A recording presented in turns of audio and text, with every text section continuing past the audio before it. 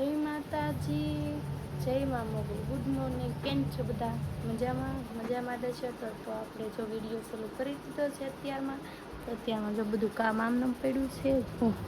અહીંયા મારા રોકીભાઈ સૂતા છે ને આ બાજુ મારા કપડાં પણ ધોવાય છે. જુઓ, કામ કરવાનું બધું આજ બાકી છે, તો આપણે કામ કરીને પછી મળવું.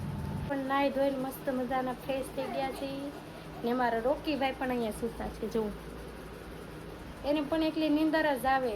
તો આપણે પણ આજે બીજો વિડીયો મૂકી છે, તમને કેવો લાગે તો જરા કોમેન્ટમાં કહેજો. તો આપણે પણ હવે વિડીયો બનાવવાનું કન્ટિન્યુ ચાલુ રાખશું. જો અત્યારમાં આપણે બધું કામ કરી નાખ્યું છે, તો કામ થઈ ગયું છે. તમે જોઈ લો, થઈ ગયું બધું કામ આપણું. જો અહીંયા પણ થઈ ગયું, અહીંયા પણ બધે થઈ ગયું. બહાર થોડુંક બાકી છે. બાકી મારા રોકીભાઈ જો કેવા મસ્ત મજાના હોતા છે.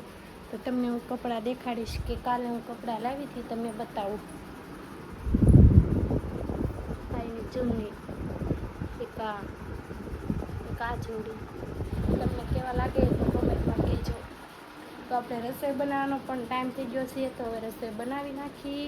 તો આજે આપણે બનાવવાની છે દાળ શાક, અડદની દાળ બનાવવાની છે. તો હું કેવી રીતે બનાવીશ તમને પણ દેખાડી.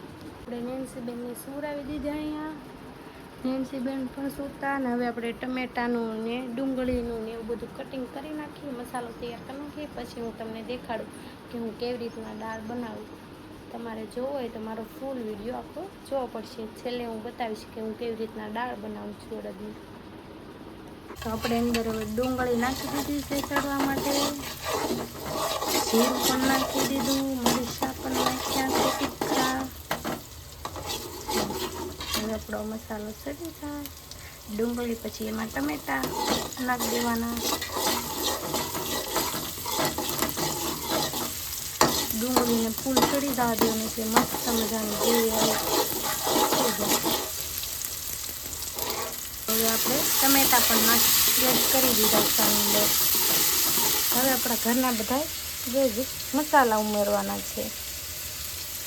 હવે આપણે લઈશું ધાણા જીરું, હળદર, મીઠું,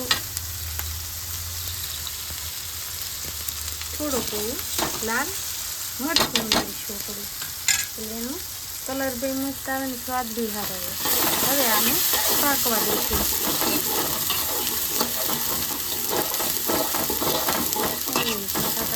દાળ બનશે.